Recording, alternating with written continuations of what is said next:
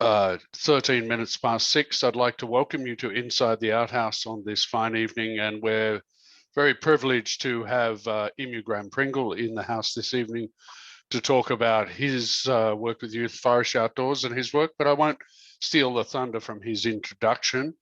I would just like to give a great shout out to the fine OutHaus oligarchs of Mads, David, Henry and Cherie, and their fine work to keep this valuable community project going. And I'd like to throw over to Mads to just do a couple of acknowledgements and then welcome Graham. Thanks. Thanks, Pete. So I'd like to kick off tonight with our acknowledgement of country. So just take a second to sort of like center yourselves in your spaces. We respect and honour Aboriginal and Torres Strait Islander elders past, present and future. We acknowledge the stories, traditions and living cultures of Aboriginal and Torres Strait Islander peoples on this land and commit to building a brighter future together. I'm personally on Wurundjeri land tonight and would like to particularly pay my respects to Wurundjeri elders past, present and emerging. If you guys don't already know or do know, could you chuck in, please, the chat, the country you are all coming from tonight? And as I've done this acknowledgement a few times, I'd actually like to put something in the end, and that's that, you know, it's not just about finding the country that you're on, it's about, you know, seeking further knowledge and further learning where you can. I recommend this book, is super pertinent to our field. Bush Tucker by Samantha Martin has some great stuff of endemic flora and fauna in there. Great read. As a little side note before we kick off the session, as identified in our last session on queer inclusion, we have a practice now that we're going to start putting our pronouns in our names. So if you want to change your name, all you have to do is go to those little dots at the top right of your video, and then you can just put in rename, and then please put in the pronouns you'd like to use inside the OutHaus. Tonight we have the wonderful Graham Pringle inside the OutHaus. Welcome, Graham, to talk all things adventure therapy and adventure-based youth practice to do with his company, Youth Flourish Outdoors. I'll kick it over to Graham. Jingiwala. Thank you. And I think I put in the comments there that the background is not where I'm actually located. It's just a place that is important to me. So thanks for inviting me in, everybody. I'm not going to do a big lecture, but I think I'll talk on two things. It's what is this complex trauma thing, because it's pretty central to what I work on, and a little bit about what Youth Flourish Outdoors, or YFO, does, but then let you guys ask lots of questions, because that's more interesting to listen to me rub it on. So complex trauma is it's a term that most people don't really understand very well, and it's wrapped up in a whole bunch of things, ways of understanding mental health that get a bit deep and complicated. But effectively, a lot of people think it's PTSD, really complicated PTSD, and most people know what PTSD is, and that it's about horrible events that have happened to people. That's not quite right. Complex trauma is about experiences through infancy and childhood that didn't go well and haven't allowed the normal developmental things to occur.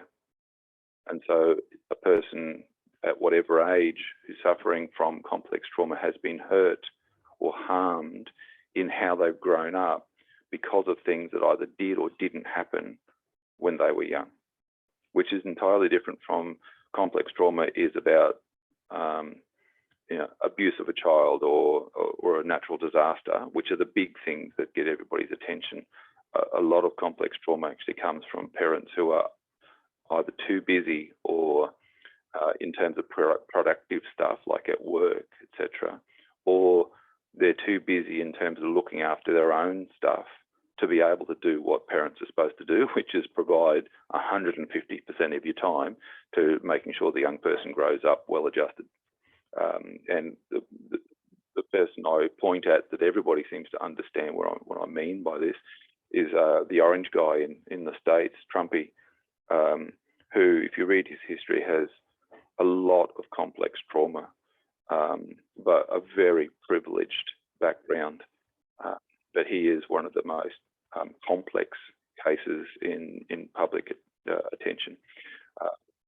No point was he ever, as far as I'm aware, subject to any particularly big incident that would make you think that, oh, this guy's going to be disturbed by that for the rest of his life. That wasn't the case at all. So complex trauma is about the harm done to the person. It's not about the event, because if we look for events, we're just going to end up chasing our tail and thinking we have to talk about bad things for people to heal. Sets us up for how do we help? We help by creating experiences that are developmentally productive and opposite to the ones that were developmentally harmful. That's my approach to adventure therapy. It's not best advice I can give people is don't talk to the kids. Just do stuff that helps them to find better, happier, more fulfilling ways of living, and have them experience that as deeply and richly as possible. And I think outdoor ed folk, good outdoor ed folk, do that just because that's becomes part of your practice. But it's very therapeutic, and I think I'm completely undersold by the adventure therapy community, and certainly by the mental health community. So that's complex trauma. Youth Flourish Outdoors is a charity in Queensland, although we could work anywhere in Australia or New Zealand. The way we're set up, because we don't have a property, we have no fixed assets of any kind. We all work from home. We all work from our cars. If we need a venue, we go and hire it, or just use public spaces because there's plenty of them out there, and there's lots of venues can do with an extra few coin to use during the times when we tend to get busy, which is school holidays. For the group programs, we tend to get busy in school holidays. We see our work as adventure-based youth work, and although I have a couple of clinicians on staff, they've joined us very recently, and they're operating as youth workers. They're not operating as clinicians at this stage. All the rest of the guys, the standard employee has a 3-year degree in the human services. Don't really care what it is. Diversity is good. So we've got teachers and psych students, and we just recruited an OT and various others. But we want that degree level of being able to work with theory and information and write grammatically correct sentences in paragraphs when it comes to writing the report at the end of a block of work, which is usually 6 to 10 sessions. You've got to write a 3 or 4 page report. It's not a big deal, but we find that some of our Cert 4 trained outdoor folk are not. They've gone that way because words are not their strength, and they're very smart. They're very good with people, but I have seen in my career when I started in outdoor ed and then moved across reluctantly, I think I've noticed more people with a dyslexic kind of quality about them in outdoor ed than would be normal for the population, because they can do a very, very good job, but they don't have to write essays. That's just an observation. I don't know if I'm right, but it's certainly what it seems to me. So in our work, because the reporting and all that sort of stuff is important, we need people to be able to write and also operate autonomously. So that means that a worker doesn't have, Mads, you were saying this before, generally adventure therapy, you expect someone with a human services or therapeutic background to be teamed up with an outdoor person. That doesn't work for us, because each individual is working their patch within 30 kilometres effectively of their door, and they go out, pick up a client, do 3 hours with them, take them back to wherever they got them from or to the next location. And if we've got enough work, they'll do that again in the afternoon. So 2 clients a day effectively is a full day. It's 3.5 hours of effort towards each of those clients. So they don't have a colleague to do the other side of the work. They have to be dual. They have to have both the community services therapy land sorted, and they have to have their outdoor skills sorted as well. And as a business, we're trying to raise the skill levels for all of our staff, depending, because they usually come in strong in one and not so the other. And so we're trying to work them up so they all become dual qualified with like a certificate 3 level of outdoor leadership at least, and a degree level of health related stuff. And they also, on top of that, need to feel comfortable making decisions for themselves. And people with degrees tend to be more able to make decisions than people with certificate 3s and 4s, in my experience, just because that's the nature of the training. You're supposed to get a problem that no one's got a solution for, apply the theory to it and come up with a solution.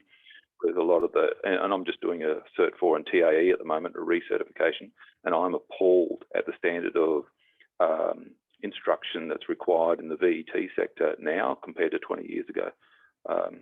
Yeah, it just really was very surprised, and I can see why so many of our Cert 3, Cert 4 people are really intimidated when working sort of autonomously or having to vary things, because I doubt if that's covered in the training, which I don't think was the case up in Cairns when I was recruiting heavily out of Cairns TAFE a decade or so ago. So YFO works with kids with complex trauma. That means child safety, lots of NDIS, those sorts of kids. We tend to do a lot of one-to-one work during term because the kids are at school, or should be. We quite often get called in for those kids who aren't attending school, either regularly or at all. So if they're on NDIS, they're still usually psychologically quite complex. We don't do disability in terms of wheelchairs and colostomy bags and those sorts of things. That's not the skill set of the staff.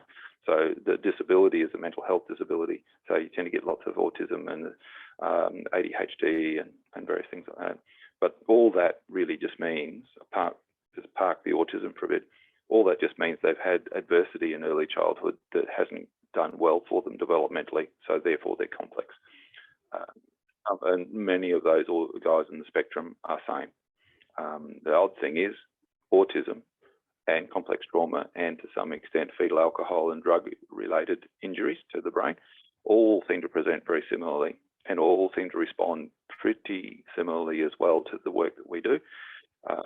So we've sort of become known as the sort of experts in the autism area, but we never set out to do that, and don't put any effort into following that particular. So that's during term. Come school holidays, the one-to-one clients tend not to turn up so much because they're off having holidays, hopefully. But we start getting the foster care programs where we've got a group comes out and they do a camp or they do day activities, and you guys would be very familiar with the nature of the things that we do. And the two odd things about the practice, I suppose, to conclude, when we're working with our complex kids, we end up working with their families quite a lot as well, because that's where the change needs to go through to. And the families are not bad. They're just dealing with their own stuff usually. So it's not that the family is the problem, it's that the family hasn't learned often how to operate the way it needs to raise the child or to fix up something that's happened previously. So on the weekend, I was working with a young guy who's 17. His mum fled domestic violence like 5 years ago, and I've known him since shortly after that point. And so the family he's in is now much more organised and much more functional and much more pleasant to be in than the family previously. But he's still suffering for all of that 12 years of living in that situation of domestic violence. And so the family's okay, but what they're trying to fix is still that developmental stuff. And when you're 17, the last person you listen to is your mum. So the family's not really in a position to help the young person. Once they get to the mid-teens, they're looking for help elsewhere. So families are involved with the problem, but they're not always the problem, if you know what I mean. And the other, so it means that some of our staff sometimes do things like go to school and go to meetings to represent the young person to the behaviour support teachers. Sometimes they get asked to go to youth justice conferences, or we might be taking them to psychology appointments, and we end up being just like the taxi. That happens a bit as well, because quite often the person that they feel most comfortable with is the dude or dudess that's been taking them out for adventures in the bush, who they have this unspoken kind of bond with, because you've had those shared experiences. And so who do they want to regulate emotionally with when they've been to a psychologist who talks about the horrible things of the past?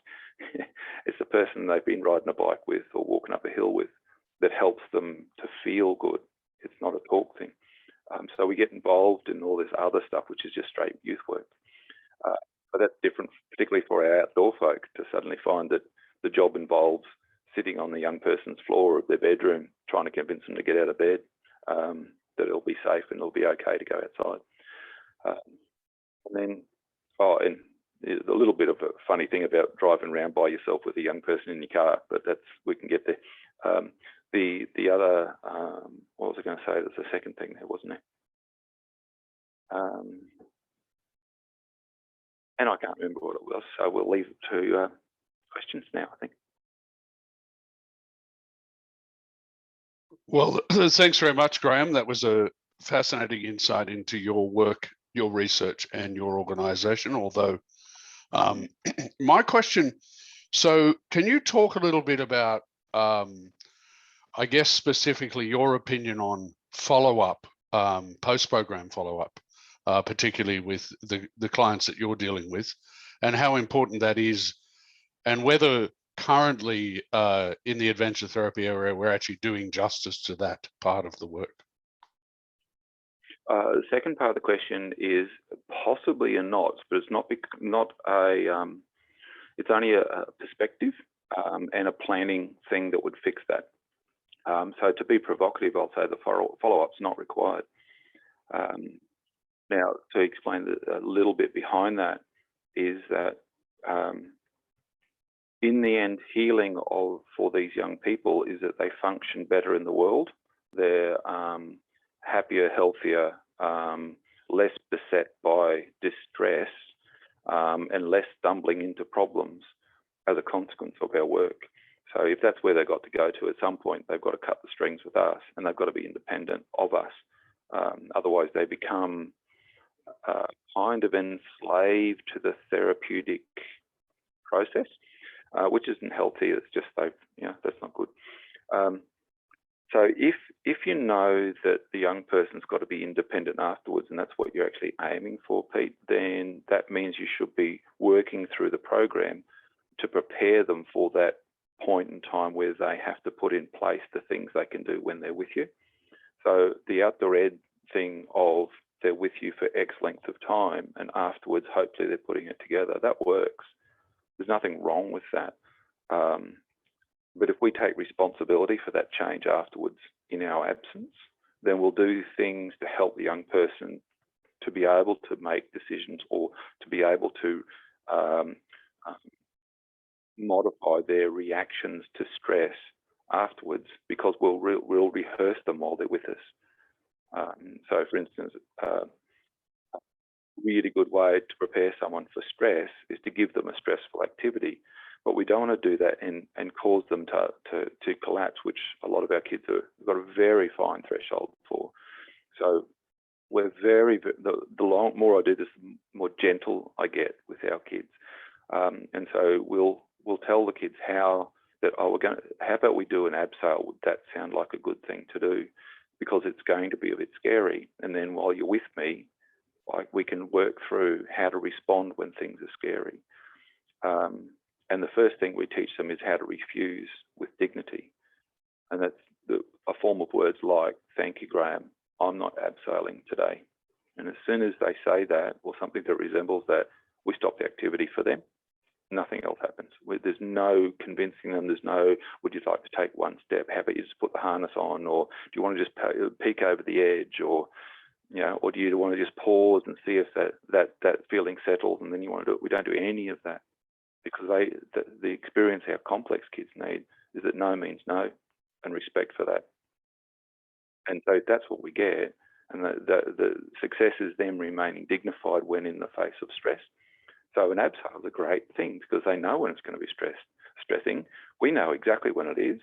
we can help walk them towards it, deal with it, retreat, and then maybe have another exposure, and if that's what they want to do, and we can backwards and forwards until they know what it's like to be dignified and empowered, but they also know what it's like to hold that sensation of fear, knowing they've got an escape route, which is to say no, thank you. And then that allows them to hold the sensation of fear and be able to have a bit more of a go at it. But we see wonderful results for doing that. So I'm not sure that I answered your question, Pete. I went a bit circuitous. That's such a powerful use of language to equip your clients with, I think. And yeah, what amazing framework to use as well for your staff. Do you find once your clients kind of become acquainted with that use of language, do they purposely ask to come back to those activities to have another go, or is usually no kind of their vibe of oh, I don't think I'm going to come back to this. This isn't my thing. Yeah, generally, if you make it available that they can do these things in the future, they will generally have another go later on. Yeah.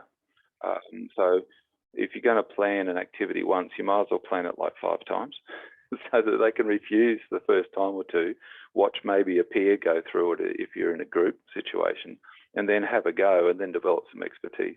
And that's a really nice sequence to go through. And I think that's probably the biggest difference between adventure therapy, as I see it, and Out the Red, is that we tend to do, we're not trying to jam pack it full of lots of different experiences. A few done well and many times over is generally a more productive thing, because in Out the Red, you're trying to teach specific things, and you're trying to teach, give exposure to a range of things, because it's like a curriculum. And in mental health terms, we're just trying to make people feel happier, healthier, and more powerful. It's a different outcome we're after.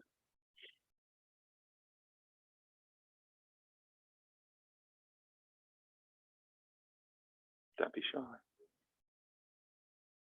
Oh, come on, people. Graham's a very friendly person, and I'm sure lots of people have very interesting questions to ask him. Ask away. Or ones you think might be a bit silly, because they're not silly either. How long? Well, actually, just a statement. Too much stuff. Yeah, too much stuff into an adventure or an activity. We're doing that down here with our stuff on my company, whether it's schools or other things, giving people a bit more time to reflect, some time for themselves. So I think that's across a whole range of things. We probably have always tried to do too much. Yeah, David, if the people who are paying the bill will tolerate that, yeah, it's great. But I'm fully aware there's a lot of schools and a lot of teachers who think, oh no, they've paid for 27 activities, so they must have 27 different experiences. Yeah. Sorry, I think, is it Megan? Yeah, Megan seemed to have a little question there as well. Megan, what question do you have for Graham? How long do your programs usually run for?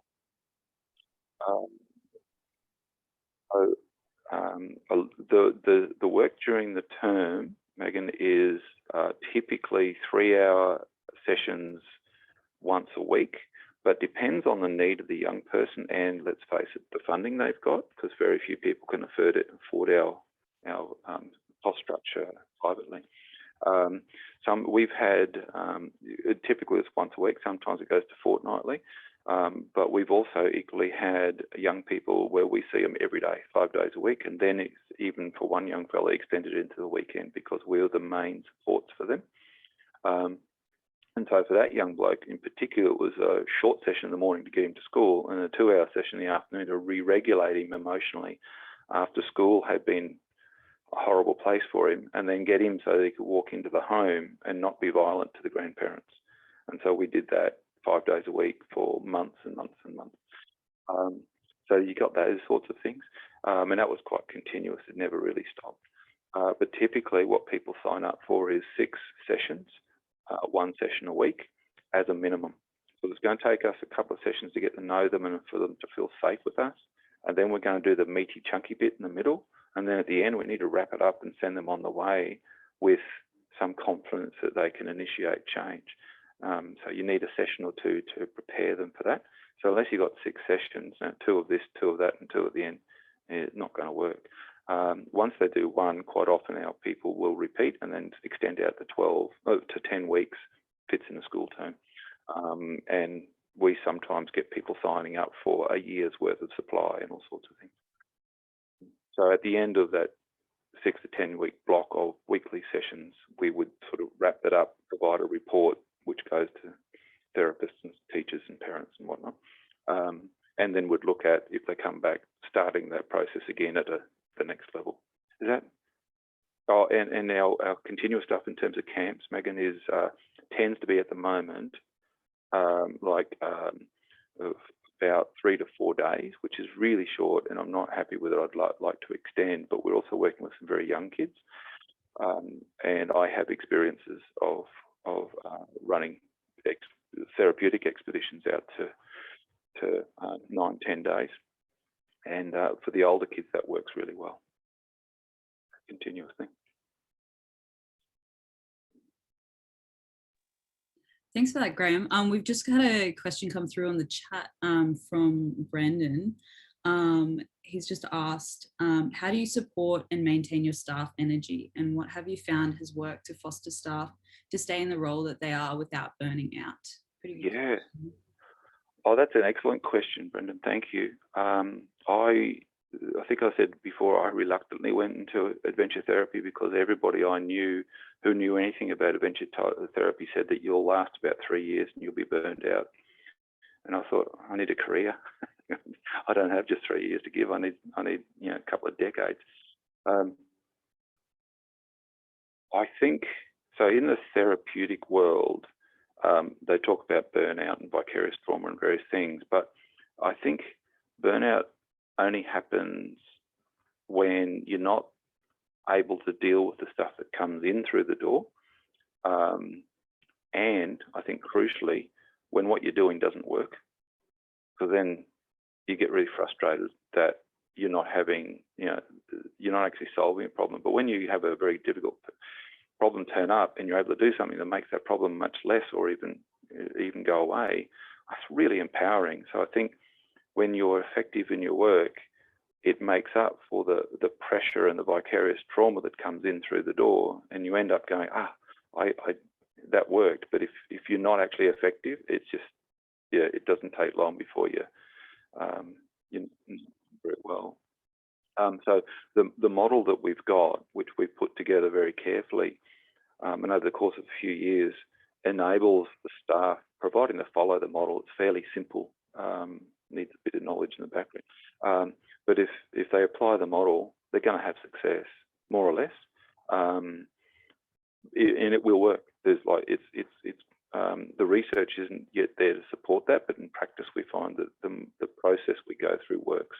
Just follow the process. Be a good person. Take the we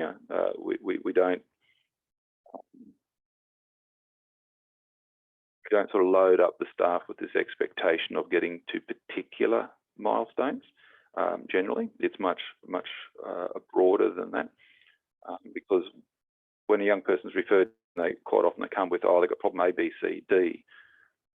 I need to spend 5 minutes with them, and you find out there's actually E, F, G, and H is actually more important than all of them, but no one's bothered. No one's actually worked it out because the kids are very good at hiding those things, and something in the therapeutic community, which I think is pretty interesting, in the trauma field anyway, this saying that the problem is not the problem. So the problem that's presented when people arrive for help is not actually the problem. That's a solution that they worked out through their behaviour to a background problem. So if a kid's throwing a hissy fit over all sorts of things, that's solving the problem of not having choice and autonomy. And the way to get what they need is just to give everybody a hard time until people give up and give them what they need is a possible scenario of how that might work. So it's always worth noting, whatever fronts up first of all is probably not what you're dealing with. It's probably the behaviour that has solved a different problem, and that's the one you should be working on. So our guys know that they get this list of things to do, but what they're actually going to do is probably something different. and we've got to find out what that is. And so the guys tend to feel pretty good about the work they're doing because it's successful. And we do a lot of professional development as well. So we do effectively 3 hours a month for 10 months of the year, paid CPD of an evening because they're working during the day. That includes external supervision by people outside our organisation, as well as internal, and opportunities to get together with a peer, just to sort of, paid for an hour to have half an hour of somebody else's ear, and then do the same back to them, and just work through at that peer level. That's really nice. And we have as I said, we put a bit of time and effort into helping people improve their skills and stuff as well.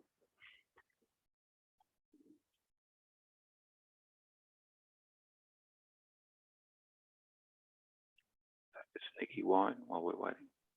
I feel like on that, this is kind of a good segue as well. Not sure if you mentioned there, Graham, about the training program that you guys provide at Youth Flourish Outdoors. Would you be able to talk to that and sort of what are the outcomes and how accessible that is for maybe like our outdoor leaders wanting to upskill even in that area? Yeah, sure. Thank you. So here's the shameless advertising. So at this stage, it's a 2-day course. The morning of day one is all this theoretical stuff, a bit like I've been talking about mental health and complex trauma and stuff. And we talk about what is the amygdala and what the hippocampus. We get into that stuff as well. A lot of it's much more broader than that. It's just helping people to understand mental health as a solution to a problem, not as someone's dangerous or got some sort of genetic problem or any of those things.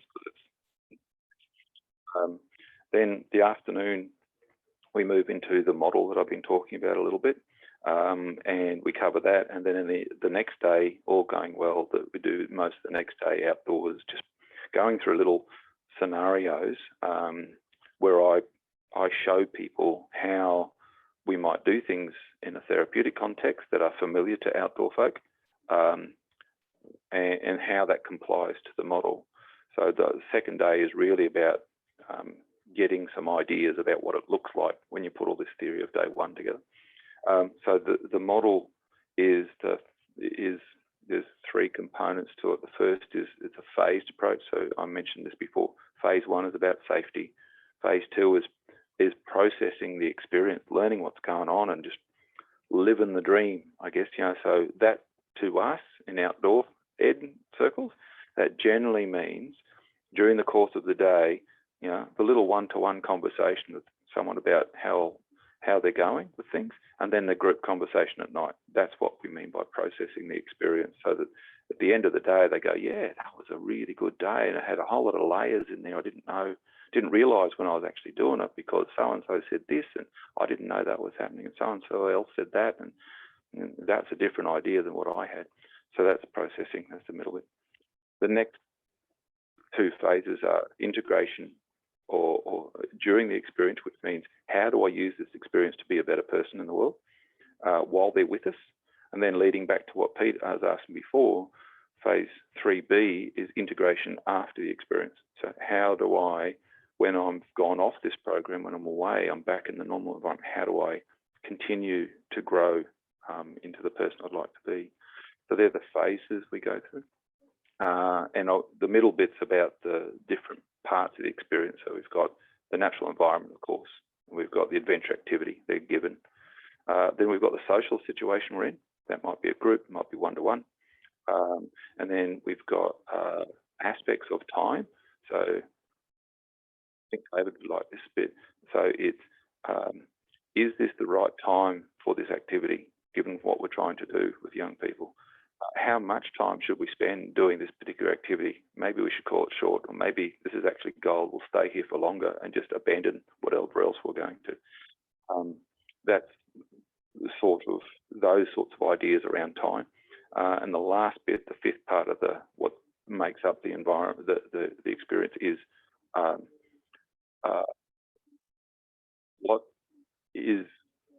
how is the young person connected to all of those things? How do they feel like they belong and have a relationship with nature with the adventure activity in their body, with the other people of the group, with time. And the last thing is, what are we trying to achieve? We're trying to achieve improvements in their relationships. That's internal with self as well as external, with the world, with individuals. We're trying to improve their ability to manage stress or refuse it, which we talked about before. We're trying to improve their skills, and any skill development is good because they feel a greater sense of mastery, more capable in the world if they've got skills. And unlike Outdoor Ed, I'm not trying to teach them all the same thing. So there's not a lot of kids like navigating, but the kid that does, I'll teach them everything that I know about maps and things if that's what they want to do. And guess what? Around the fire at night, oh, thank you, Mads, for navigating today again, because you're the only one that can read a map and you're really important to us, and we'd still be lost if it weren't for you. How good is that for Mads to get that feedback? So any skill development is good.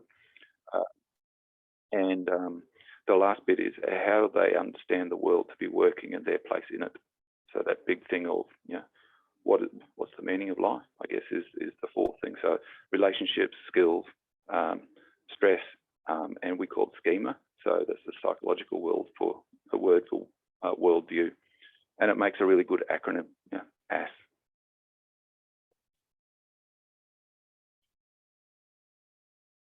So that's our training, and that's the training is on the model, Mads, to return to the question. Yeah, cool. Thanks for such a detailed answer. I feel like there are even some little tidbits of wisdom there I can apply to my own practice. Because like you mentioned before, even students that you have in programs that aren't adventure therapy based, still identify A, B, C, and then you find 3 days deep into an expedition that there is in fact EFG as well, but kind of sitting there being like, oh, well, what do we do now, collaborating with the student. I think with the student at the center of those decisions sounds like, yeah, the best way to go. I'm going to put it out to the room. Is there any further questions for Graham? Maybe from Landy, I see you writing some notes down there. I'm inviting you in.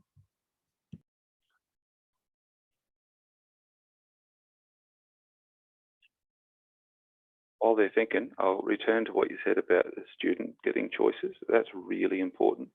So there's one of the things we operate with is an ecological framework or a dynamic, and won't give you the great details, but one of the most important things, if you want a young person to feel good in the world and safe, then you give them lots of choices, like we do with the abseil, choice to refuse with dignity. So we're trying to create this experience where the young person feels really, really strong and powerful, and they've got the safe base that they can explore out and come back to. And so our staff should turn up and say, last week you said you wanted to go mountain biking, and we can do that. Is that what you want to do? Or is it too hot today, or whatever? Well, I've also got these other activities. Would you like to choose from one of those? And when we're on a camp, we quite often don't actually have a program. We've just got a blank program and a range of activities. We say, well, do you guys want to put activities in places in the program so that it goes the way you want? And by the way, we've got more activities and you can fit into your camp. So, just choose the ones you like. And they build a program from that, which is all stuff that we're happy to provide for them. So they're really buying into our skill set, but they're really generally really happy with what they're doing because they chose it. And that makes them feel very comfortable. And a lot of the behaviours to do with not wanting to do what the program has, you can see they just disappear. Our programs, because of that, tend to be a lot quieter, much less yelling by adults to bring the group over or to explain something.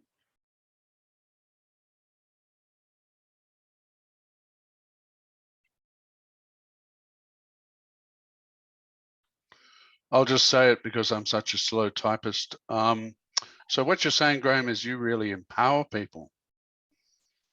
Yeah. And Wow. And that by empowering people, you get them involved, and that leads to change. Yeah, absolutely. In the therapy world, they talk a lot about resistance. So when a client's going through a progression of treatment and they get to a point where they stop doing going down that path, or they avoid working on a particular thing, and the therapists, not all, but they tend to call that resistance. And a friend of mine from South Australia, Wilda Budd, at a workshop once, basically said, if you stop pushing, they'll stop pushing back, and you don't have resistance. So that's what we do. We don't push. We don't do the tough love thing. As I said, I'm getting more and more gentle as I get older. But in the end, you've got to remember, our kids are complex because their development didn't go well. I mean, people were not raising them and treating them respectfully and with dignity. And if you give dignity to people, it generally solves a lot of the problems.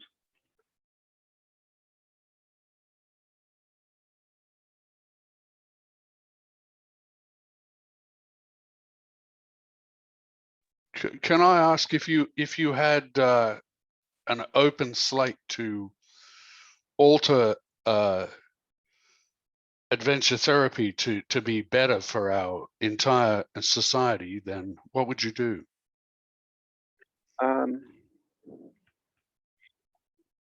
I would teach our talk therapists, the psychologists and whatnot, who've got a fantastic skill set for talking about horrible, often disgusting and horrific experiences. That's to be able to talk about that stuff and have the person leave your room not feeling like they're just destroyed. That's really hard work, and it takes a lot of training. And not all talk therapists can do that. They don't actually teach them to do that very well at uni. They don't teach complex trauma. That's why a lot of them do the step-by-step thing. So I'd first of all get our talk therapists, our mental health people, to think more about creating experiences that heal. And the second thing is I'd get skills that you guys have got in terms of creating and running those experiences so that people heal. And I'd have that be done by scout leaders, guide leaders, football coaches, teachers, that range of people, so that lots of people can help create experiences that heal. And it's not just an expert thing. They come to the higher level of training and ability should meet a high level of need, but this is just about growing people up, Pete. So if I could get people to think about being soft and gentle with kids and not forcing them into a box that we think that they should be in, I'd do that. What a fabulous response. Thank you so much. Thank you.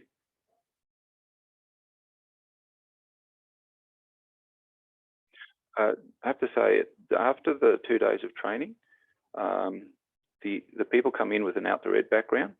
They're generally at the end of day one, they're kind of like, oh my God, why did I sign up for this? Particularly at kind of lunchtime, because it's been 3 hours of psych theory, that sort of thing. They leave at the end of day two. Generally speaking, they leave going, I can do this. I know exactly how to do this. It's going to be easy. I just didn't have a perspective to look at it from that direction.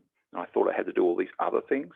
And it's actually, the idea of the model is to free people up to be really good people with other good people, and it works.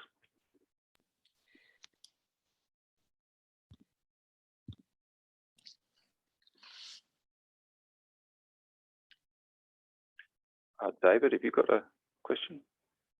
Yeah, so is a variation or something of the course you're talking about something we should be trying to move across the whole of the outdoor industry, not just adventure therapy and, but into tourism, recreation, leaders in general, as they move across a whole range of things anyway, perhaps not quite as complex, but at least giving people a feel for the sorts of issues that people might be going to have, particularly say after COVID. A lot of people are going to have issues. They might not just be children, and some of what you're talking about might be of value in a much broader sense.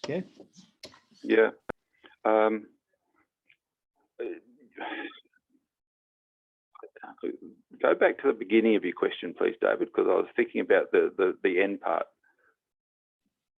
Should that something similar to the course you're running be offered to as many leaders and operators across the whole outdoor industry as possible? Yeah, cool. Yes, well, I would like to think so. I mean, I started going into this thing from outdoor ed, so that's effectively the basis for my practice. And nothing I was doing in outdoor ed was necessarily bad, but I was trying to make things happen. And if I hadn't have done that, I would have been a much better outdoor edder, providing the organisation allows me to work with that freedom. So yeah, I think it's a general education thing. It's not just by me, David, of everybody else at all. All I've done is package up a process of understanding mental health that is fairly small but growing. So that's the trauma-informed stuff, and knowing also that a lot of the people who are dealing with trauma-informed stuff are working on that PTSD, that big event thing, and you got to work. And what I said at the beginning is it's not actually the big event; it's the dad not talking to you for 3 years because they're distracted by the business. Those things are significant. So if we could have wide education around how to provide a good developmental environment for young people, parents wouldn't force their kids into a box or those sorts of things, and that would be a really good start. But then you can go through. I teach teachers, and they've got excellent skills for the classroom. They can do this stuff. I don't need to tell them how to teach. They just need permission to look at it from a different lens. And you guys, with all your outdoor skills, I don't need to teach you how to run an abseil, but if I tell you that the person can refuse with dignity and you don't have to try and get them over, it's pretty freeing. So yeah, I'd like to see. I think it's not just me pushing this barrow, David. I've gone to the literature and I've listened to people who are expert, and I'm just reflecting what they're saying in the context of adventure, which that's the only new thing. Yeah, well, I mentioned that because Outdoors Victoria has got a number of new staff for 6 months on the Working for Victoria program. Yeah, and they've got 4, but they've just picked up an extra one who is going to work with RBAT on improving the way the adventure therapy organisation works with the community and the rest of the industry. So I might feed that into Andrew, the CEO, and it could be something that could be looked at when we've got someone actually getting paid for 6 months to look at a range of options. Yeah, that'll be good. And somebody asked before where the training is, and it's in there twice, I think. Okay, so I've been invited a number of times to train in-house groups. So go to an organisation, only run the training for that organisation. So Mitagundy's had me down there twice in the last 2 years. We managed to get out just before the COVID scare. Came out of Mitagundy and everyone's wearing masks, and we went, that wasn't what we saw 2 days before going in. So yeah, the in-house stuff, there's in the training thing page for our website, there's an inside in-house price option to make that easier for people, as well as the open courses. In-house is great because I don't have to go advertising. Just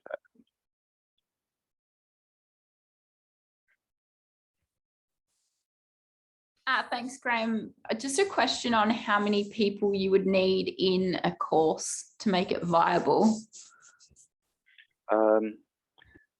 We aim for, we'd love to get 15, but 10 will actually make it doable for an open referral course. So within the 10, if I have to pay for my own airfare and car at the other end and a venue, I can still actually turn a profit out of 10. But if I can get to 15, it means good. It means I've also paid for the next 2 weeks' wage as well. So I'm trying to get 15 and more. The prices are reasonable as well, so we just checked. Do you like the outdoor ed freelance option? Yes. put that in there. Yeah. Because we know how well the freelance or all outdoor ed people are paid, apart from those who are employed as teachers. And the freelancers have an even harder job of it. So sympathy for them.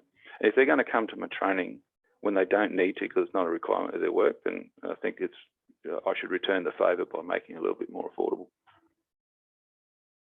And a little bit goes back to what David was saying. I also have the student thing in there because I want to see people, particularly those people who are going to become clinical types, registered therapists and 6 years trained at uni. I want them to have an idea of how to run experiences and the fact that it doesn't all have to come back to the therapeutic relationship with a therapist.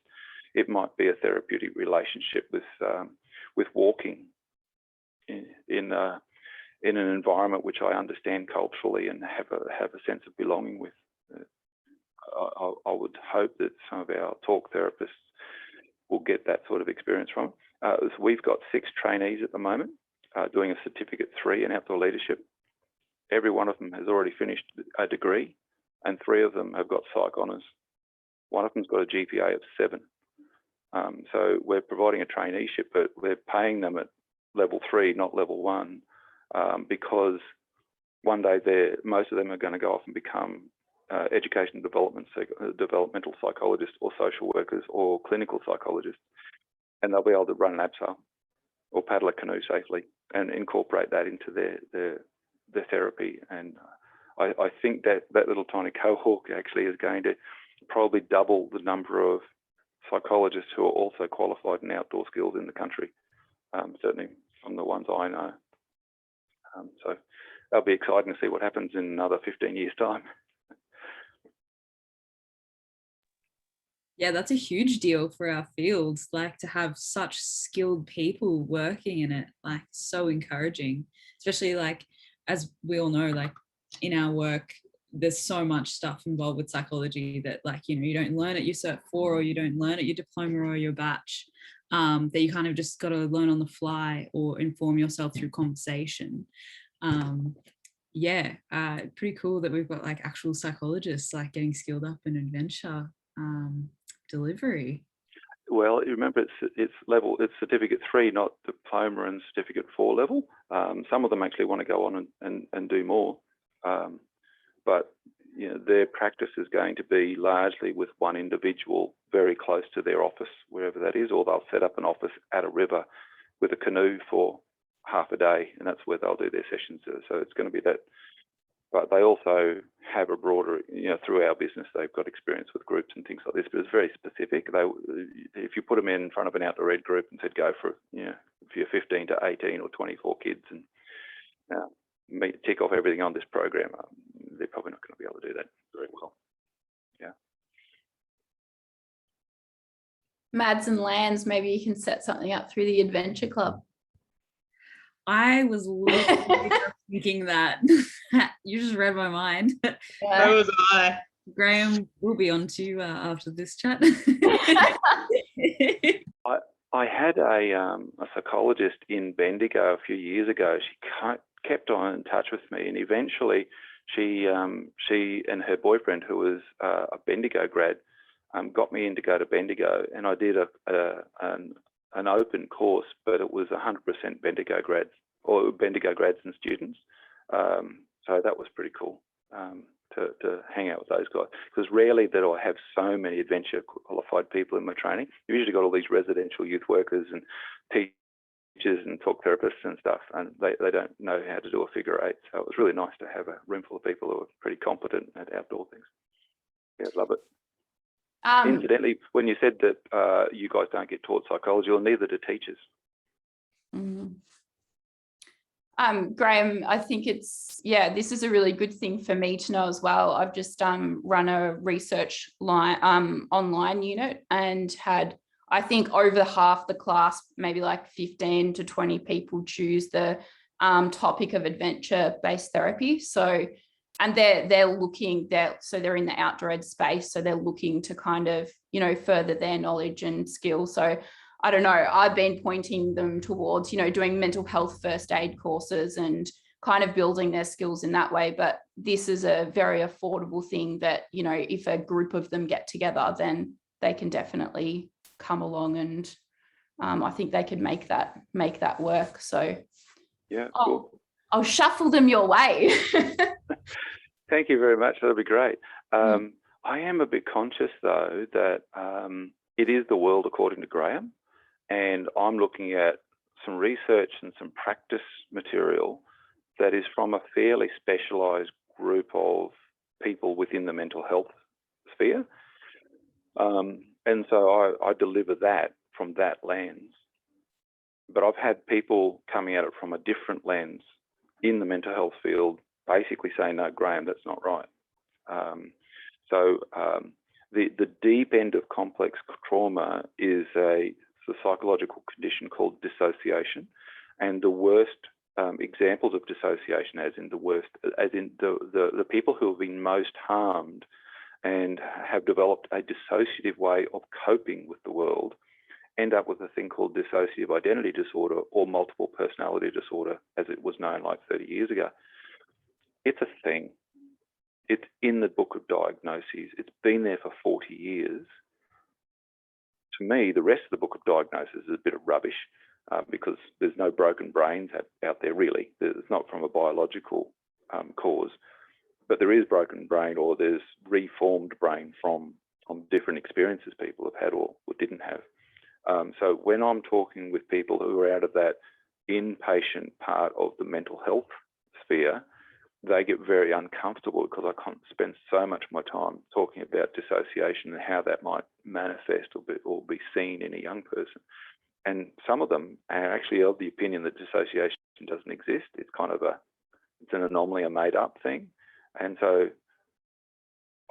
in my course, I teach this stuff, and I'm very aware that there's a chunk of the field in mental health that would think that what I'm talking about is crap. I think it's a really contested thing in psychology. I did some psych in my undergrad, and it was contested then, and I think it's still contested now. So yeah.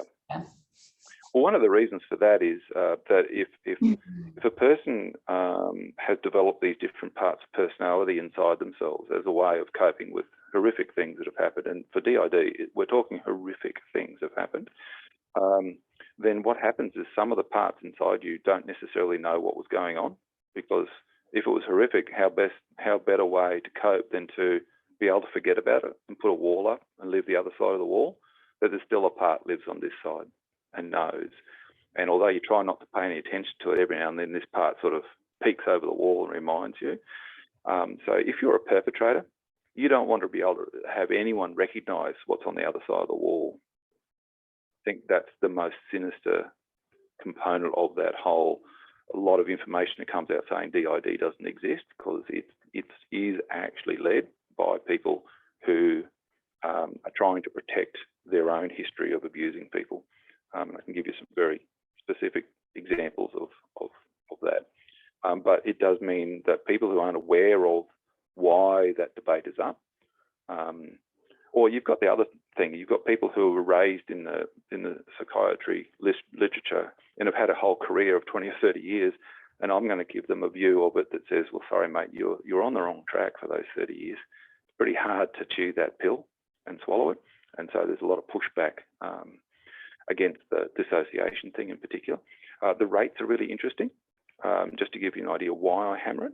So 20% of the population has had experience in their life that they will have some kind of complex reaction to it.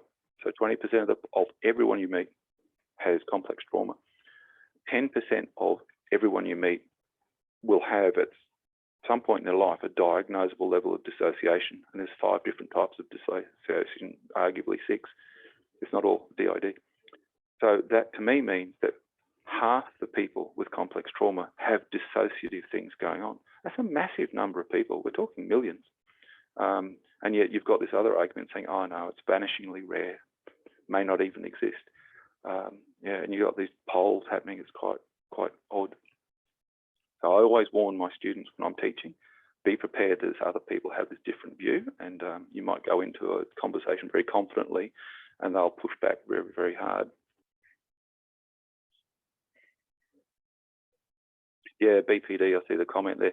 All of the personality disorders, if you really pursue complex trauma, like I do, with a little bit of enthusiasm, you end up saying, well, you can write the personality disorders chapter off as being basically useless, because everything in there is explainable under the heading of complex trauma and dissociation, which is frightening for a whole lot of people who've been raised on the idea that BPD and what else is in there, major depression, schizophrenia, all those things are actually explainable under the category of dissociation. You can see how it's a change that's happening. I think it's happening with more confidence now than it was like 10 years ago, but you can see there's a lot of pushback. Yeah, thanks for that articulate response and explanation, Graham. Love hearing you nerd out about the research. It's good to hear how well informed you are in your practice. Really inspiring for all of us educators as well to go out there and get amongst the research. I'm going to send it over to Pete, because we're going to just stop the recording and close the chat. We're going to leave the room open afterwards for some just casual chat. So I sent it to Pete to finish us off. Yeah, thanks very much, Mads. What a fascinating chat. Thanks so much, Graham, for coming inside and sharing your wisdom and knowledge. And I think we really just started the conversation, but thanks very much. Check Graham out on youthflourishoutdoors.org, which is in the chat, and do his course. It's a really great course. I've done it myself, and as I said in the chat, I learned heaps. You heard this on Inside the OutHaus, connecting the outdoor community. Have a great day, folks. Bye. Thank you, everyone.